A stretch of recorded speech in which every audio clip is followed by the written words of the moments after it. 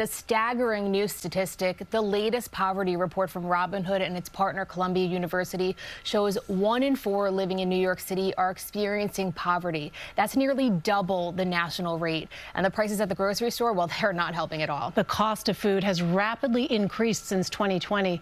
While we have seen relief in some areas, a dozen eggs right now might cost $8 or more. So joining us on the couch this morning, Trey Bodge, smart shopping expert at TrueTrade.com. She has some tips on how to save at the grocery store, and we were just talking off camera about this. It is eye-popping. When you walk out of the grocery store, you look at your receipt and you look at what you bought and you just think, is this correct? How can this possibly be? So let's just start with a plan. Is there some sort of strategy sort of going in that you would recommend to people right now? Yeah, so I do recommend staying organized, making a list and having a plan, but also having some flexibility. So if you get to the store and the price of eggs is so high and you had eggs on your list, maybe you rethink that idea. Maybe you rethink what you're going to have for dinner on Monday, for example. Also, you may have to shop around. So maybe all the prices aren't great at that one that's right around the corner from you. You may have to say go to Trader Joe's and Whole Foods and mix it up a little bit. Always make sure that you've joined the loyalty programs of every store so you can earn points towards free food. Buy in bulk if you can. We were just saying the sizes matter. The larger you go, the better. So if you have the space and you're feeding enough people, that makes sense. So those are the things that I like to think about when I'm going to the grocery store these days. Okay, and we were talking about this off camera, but what about the store brands? Do you recommend them or not? I love them. So I don't know about you guys, but when I was a kid, it was like black and white packaging, and it was kind of shameful to buy it.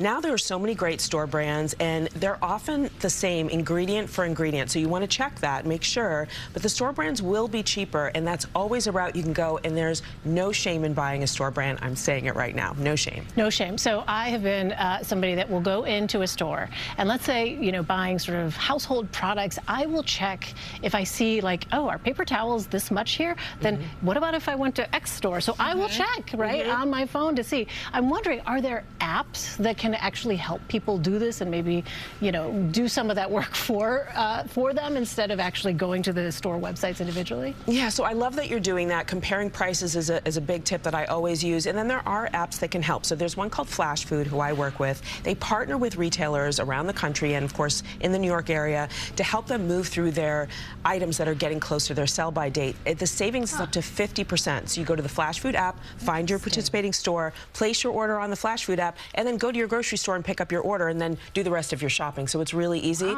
but that's a great way to save. Coupon Cabin is another one. If you want to place your orders online and have some of your items delivered, Coupon Cabin has lots of savings for places like Instacart and Fresh Direct. So that's another app and site that I like. Okay. I think it's worth the time to clip the coupons.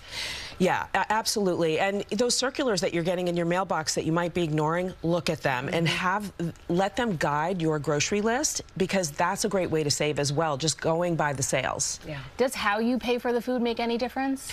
It makes a huge difference. So check your credit cards. If you don't know which one of your credit cards offers, say, points for grocery purchases, you're leaving money on the table. And if not, there's a great card called the Bread Rewards American Express from Bread Financial. They have 3% on groceries and dining. That is a big saving. So it might be worth switching the card, or you might have a card that's really helpful. Like if you have the Amazon Prime card, you can get 5% back and exclusive savings at Whole Foods, for example. The Target card gives you savings at Target. So look at the cards in your wallet, and if they're not working for you, get a new one like the bread one that I mentioned. All of that adds up. So you also recommend DIY, do it yourself. Yes. Well, what does that actually mean, Trey, when it comes to groceries and prices?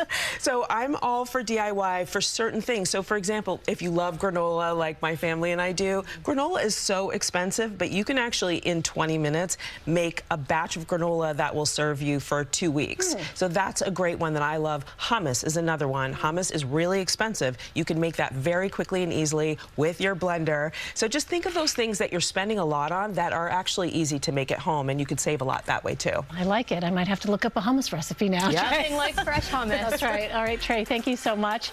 And to find out more tips, check out True Trey on Instagram or TrueTrade.com. We'll be right back.